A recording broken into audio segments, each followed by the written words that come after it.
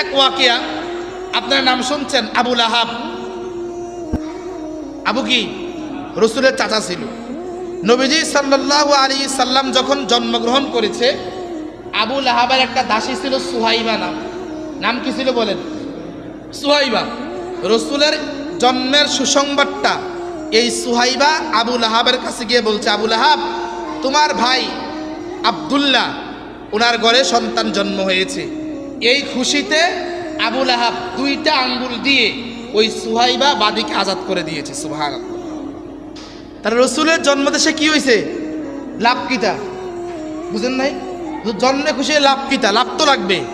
এই আবুল আহাবের ইন্তেকালের পরে আবুল আহাবের চাচা ইবনে আব্বাস রাদিয়াল্লাহু তাআলা আনহু, ওদের ভাই ইবনে আব্বাস রাদিয়াল্লাহু তাআলা আনহু স্বপ্নে দেখেন আবুল আহাবকে।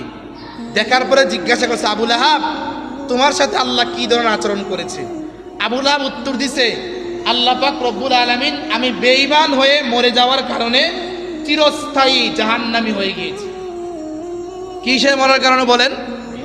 বেঈমান হয়ে মরার কারণে। দ্বিতীয়ত, আমি মুহাম্মদ সাল্লাল্লাহু আলাইহি সাল্লামকে যখন আল্লাহ পাক পৃথিবীতে পাঠায়, যখন সে জন্মগ্রহণ করে, তখন আমি যেই 2 আঙ্গুল দিয়ে খুশি হয়ে মুহাম্মদ সাল্লাল্লাহু আলাইহি সাল্লামের জন্মের সুসংবাদ যেই বাদী সুহাইবা দিয়েছিল, তাকে 2 আঙ্গুলের ইশারায় আজাদ করে দিয়েছি।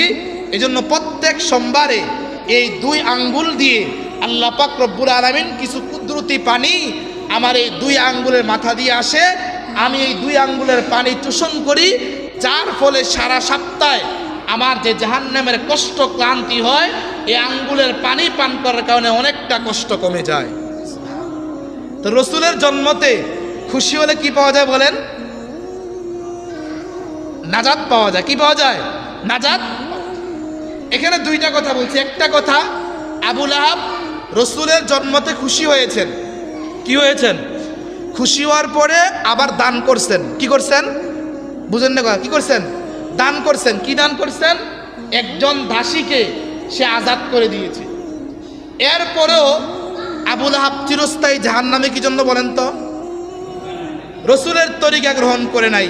রসুলের তরিকার প্রথম শর্ত ইমানদার হওয়া। কি হওয়া?